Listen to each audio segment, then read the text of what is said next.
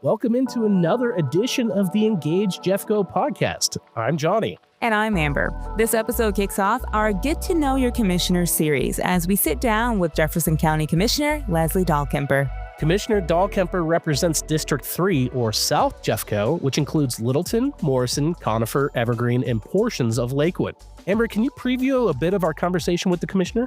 Of course. We dive into Commissioner Dahlkemper's background, her family, upbringing, and her career before being elected to the Board of County Commissioners. We go over what led her to run for the seat and some top accomplishments, as well as what her priorities are moving forward. Sounds like an interesting and informative conversation, Amber. Let's get right to it. Here's our conversation with Jefferson County Commissioner Lesley Dahlkemper.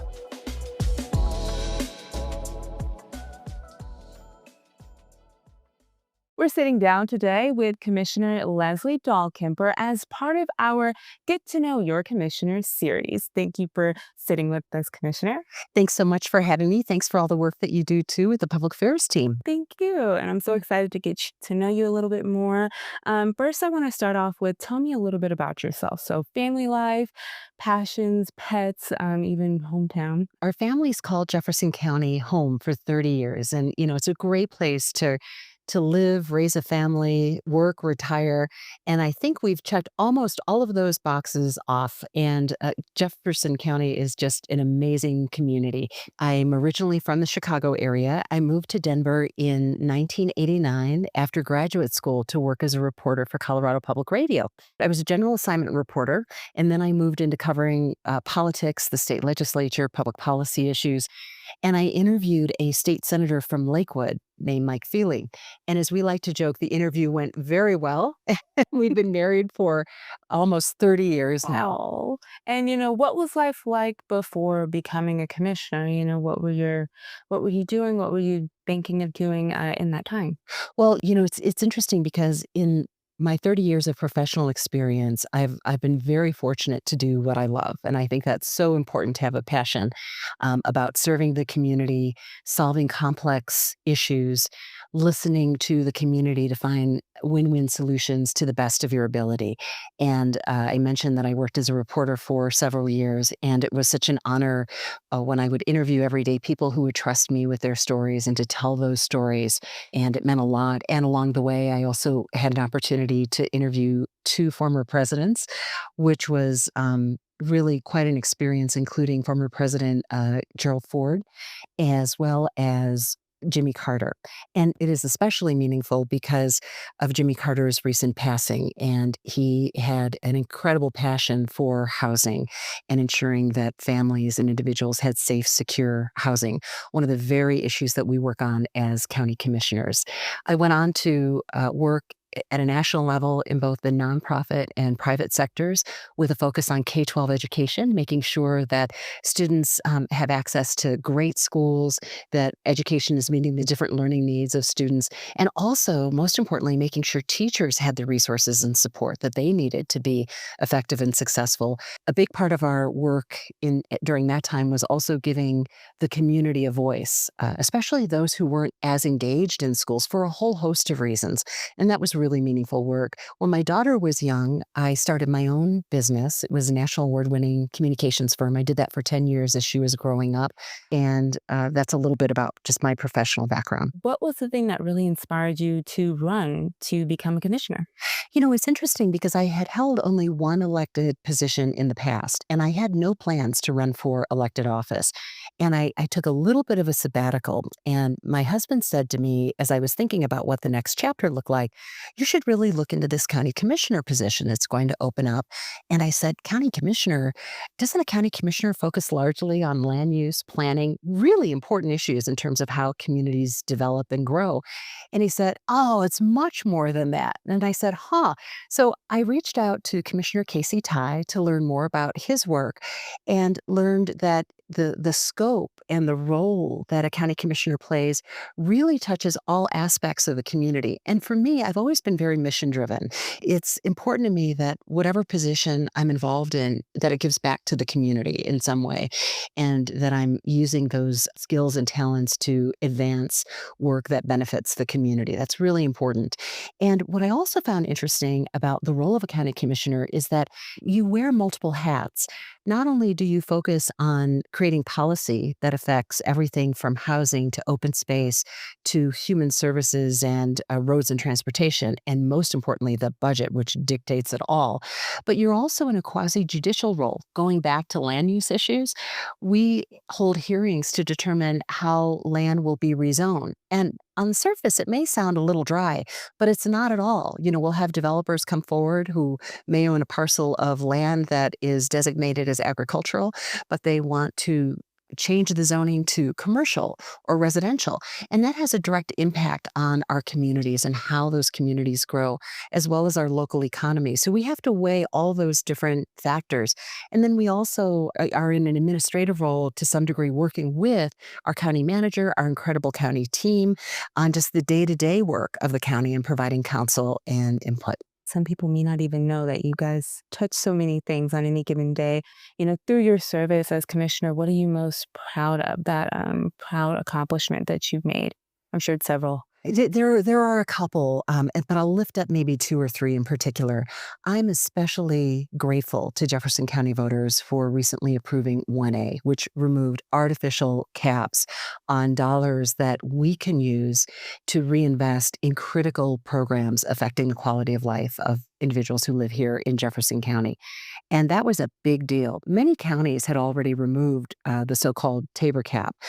Jefferson County had not. And this was our third try at it.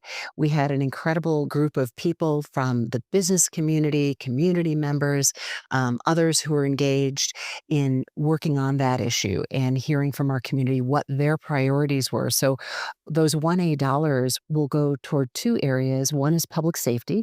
That includes wildfire resiliency, mental health, substance use disorders. And then the other bucket focuses on transportation. It's infrastructure, roads, all those bridges, all those critical components. And so again, I want to thank Jeffco voters for supporting this initiative, because most importantly, it will bring some fiscal stability to Jefferson County, and it was long overdue. So that piece I am especially proud of. The other area that I'm proud of is the work that we've done together with fire chiefs, the sheriff's office, Jeffco Open Space, water specialists, many other partners, community members, on building a more wildfire resilient Jefferson County. We are one of the top counties in the state that is under wildfire threat. So we're doing everything we can on the front end to minimize that risk. We've increased forest health in our Jeffco open space parks through mitigation efforts that are based and grounded in science, and with a strategic look at how we think about mitigation in forests.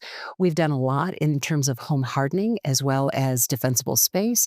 We work hard with our partners at the state and the federal level, as well as others, to pursue funding to help advance these efforts.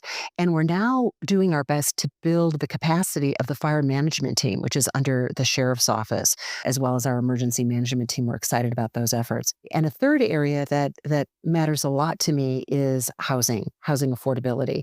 If you're a teacher in Jefferson County, if you're a barista, if you're a firefighter, you should be able to live in the community in which you work. That's really important to me. And we know that housing affordability has been a critical issue for Jeffco. I serve with Commissioner Zenzinger on the Housing Task Force, which is funded by the Colorado Gives Foundation. We work with local mayors, housing experts, with Jefferson County Economic Development Corporation and others to really look at what are the policy levers that will increase housing that's affordable in Jeffco. It's good for our community, it's good for families, it's good for our local economies. So that's another big area that we're getting our arms around and doing some great work in. And on top of your continued efforts with housing issues and fire mitigation, what are some things that you hope to accomplish next?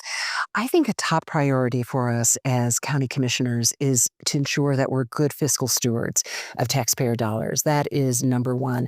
And key to that work is always engaging our community. I'm really proud that during the several years I've been a county commissioner, we have done more, thanks in part to the great work of the public affairs team and many other divisions, to lift up the voice of community members because their input ensures the policies that we approve as county commissioners really reflect community concerns. And sometimes we may not always see eye to eye, but I'm hopeful that our community recognizes that we do the homework and the research. We care deeply and we listen closely to what they share with us before we make decisions that can have an impact on their quality of life, on their community. So good, solid fiscal stewardship will continue to be a top priority moving forward. Another interesting area we're working on, thanks to the opioid settlement funding, is how we work collectively in our region, Jefferson County, Gilpin, and Clear Creek counties, to address the opioid epidemic. And we're doing that on a couple of fronts in terms of treatment, education, and prevention. We have an incredible group of individuals ranging from mayors, mental health experts, people with lived experience, and many others with expertise in this area to help guide the best use of those dollars. We've seen the tremendous impact that the opioid epidemic has had on families, the loss of loved ones.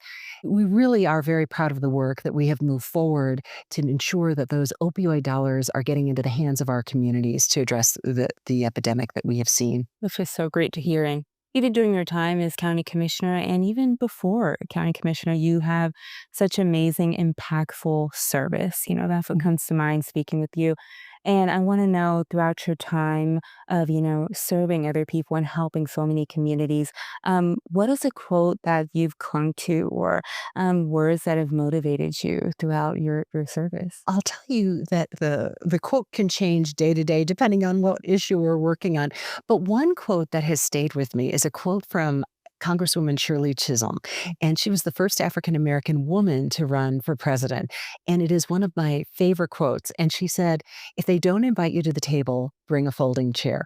And it just speaks volumes. It's a quote that has stood the test of time. And I really appreciate it because as an elected official, it's a reminder that all voices matter, all voices are equal, and we have to listen to that. And it's our job to find the common ground as we work on difficult issues.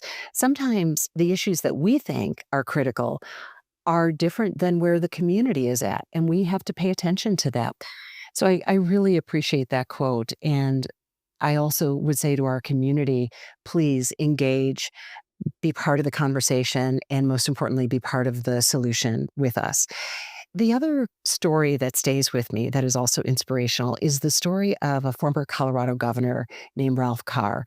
And Ralph Carr stood up for American Japanese citizens during World War II and spoke very loudly and clearly against the internment of Japanese American citizens. And of course, we have Camp Amachi in Colorado. And he was one of very few governors who were willing to bring American Japanese to Colorado at a time when there was bigotry and hatred and great suspicion, all grounded in fear of American Japanese citizens.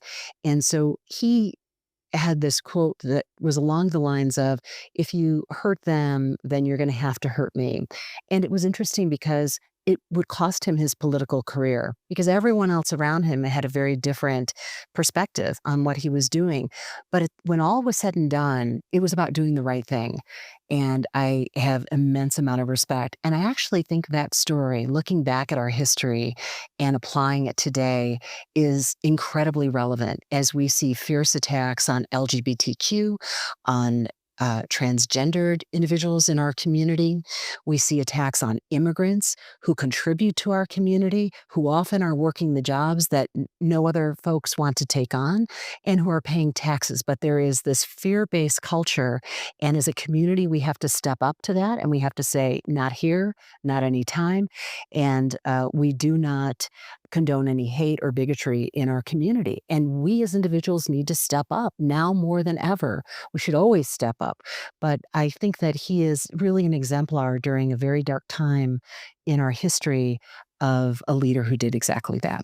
And Commissioner Dahlkemper, what is your message to the Jefferson County community right now? My message to the Jefferson County community really focuses on the collaborative partnership that really makes us a strong community as we navigate some of the most challenging issues facing Jefferson County, whether it's housing affordability, mental health, roads and infrastructure, wildfire resiliency, whether it's the attack that we're seeing on diversity, equity, and inclusion. We are stronger together as a community, and your county commissioners are here to ensure that we get results for you and really want to encourage your voice in that process. And thank you very much for the honor of serving as one of your county commissioners as well. I appreciate it very much, and I take that role very seriously. It was great sitting down with you, Commissioner Dahlkemper, and getting to know more about you. We really appreciate you for your time. Thank you so much. Thanks so much, Amber, for doing this, and Johnny behind the camera as well. If they don't invite you to the table, bring a folding chair. What an amazing quote. That is such an empowering quote, and it was wonderful getting to know Commissioner Dahlkemper a little more through our conversation. Yeah, definitely. And thanks to all of you for listening. If you're enjoying the Engage Jeffco podcast, please give us a rating and hit that subscribe button. We'll see you next time.